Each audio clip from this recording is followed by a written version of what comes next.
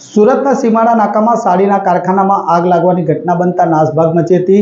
આગની ઝપેટમાં એકનું મોત થયું હતું, જ્યારે 4 લોકોને સારવાર હેઠળ ખસેડી સારવાર આપવામાં આવી હતી। સુરતમાં ગતરોજ વરસાદ ખાબકતા પાણી ભરાવા સાથે ટ્રાફિક જામના દ્રશ્યો જોવા મળ્યા હતા, તો બીજી તરફ સુરતમાં વરસતા વરસાદ વચ્ચે આગ લાગવાની ઘટના સામે આવી હતી। સીમાડા નાકામાં આવેલા સાડીના કારખાનામાં આગ લાગવાની ઘટના બનતા નાસભાગ મચી હતી। આગની ઝપેટમાં કારીગરો આવતા ગંભીર રીતે દાઝી ગયા હતા। તમામ ઇજાગ્રસ્તોને સારવાર અર્થે સ્મીમેર હોસ્પિટલ ખસેડવામાં આવ્યા હતા। આ તમામની રાજ્ય શિક્ષણ મંત્રી પ્રફુલ પાનસેરિયા અને મેયર દક્ષેત માવાણીએ હોસ્પિટલમાં દાખલ ઇજાગ્રસ્ત અને પરિવારની મુલાકાત લઈ હૈયા દરપત આપી હતી। સારવારમાં ક્યાંય કચાશ ન રહી જાય તે માટે હોસ્પિટલ પ્રશાસનને સૂચના આપવામાં આવી હતી। જ્યારે રાજ્ય શિક્ષણ મંત્રી પ્રફુલ પાનસેરિયાએ નિવેદન કર્યું હતું અને પોલીસ પાલિકા તપાસ કરી રહી હોવાનું જણાવ્યું હતું। 4 જેટલા લોકો હાલ સારવાર હેઠળ છે, જ્યારે સાડીમાં આગ લાગવાના કારણે આગ વધુ વિકરાળ બની હતી, તો 2-3 દિવસમાં તમામની તબિયત સુધારા પર આવે તેવી શક્યતા જોવામાં આવી છે।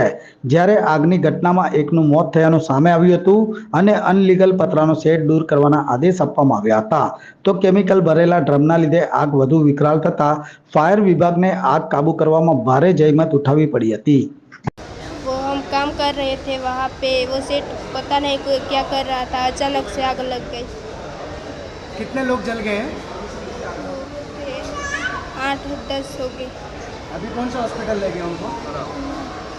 उनको दूसरी हॉस्पिटल में ले गए हैं, पता नहीं हमको। क्या काम कर रहे थे वहाँ पे?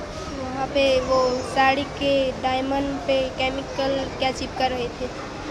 ये जला हुआ है, उसमें आपके कौन है पेशेंट? कोई सगे में है आपके? मेरा भाई है।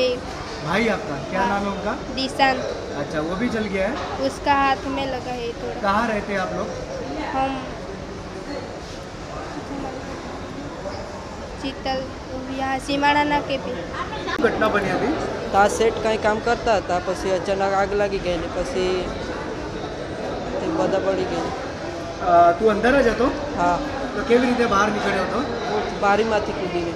અચ્છા, કેટલા માળે આગ લાગી હતી?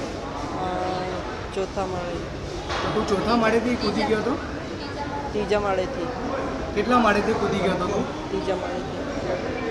ત્યાં એ પતરાની રૂમ છે એમાં ચાલુ છે આ હા, પતરાની હતી। શું કામકાજ કરતા હતા? એટલે ડાયમંડવાળું, ડાયમંડમાં કેમિકલ લગાડતા હતા। આ ડાયમંડ કેવા હોય છે? ડાયમંડ ये ग्राउंड प्लस डे माले का मकान है और इलीगल शेड बना रखा है ऊपर, और शेड में केमिकल स्टोरेज के ड्रम रखे हुए हैं काफ़ी।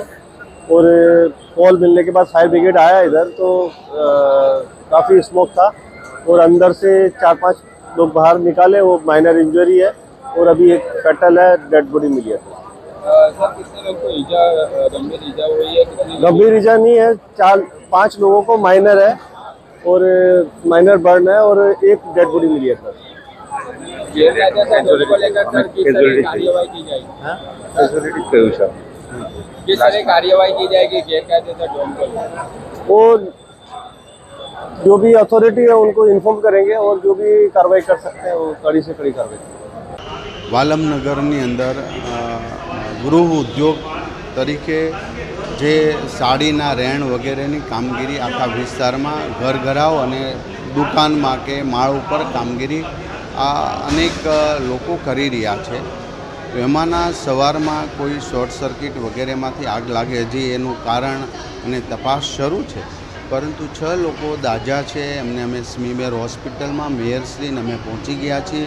એમની તમામ પ્રકારની સારવાર અને કોઈ પણ જગ્યાએ કચાશ ન રહે અથવા તો એને ખોડખાપણ ન રહે એવી તમામ ડૉક્ટરોને સૂચના આપી છે। બાકીની જે પરિસ્થિતિ છે દવાથી લઈને બહારની વગેરે એ બધી વ્યવસ્થા અમે સ્મીમેર હોસ્પિટલમાં કરવા માટે કહ્યું છે। જ્યારે ફાયર બ્રિગેડ અને પોલીસ અન્ય તપાસ આગળ કરી રહી છે, જે કાયદેસરની કાર્યવાહી થશે। આ જે પતરાના શેડમાં આ કામકાજ ચાલી રહ્યું હતું તેના વિરુદ્ધ કોઈ કાર્યવાહી કરવામાં આવશે? એ પાલિકા અવારનવાર આ વિસ્તારને જોકે આ વિસ્તાર આખો સુડામાંથી આવેલો કોર્પોરેશનની અંદર છે। લગભગ એક પણ સોસાયટી એ સમયમાં પ્લાન પાસ કે વગેરે થયેલ નથી, બધી ફાઇલો ઉપર છે। તો આનો પણ તપાસ કરશે।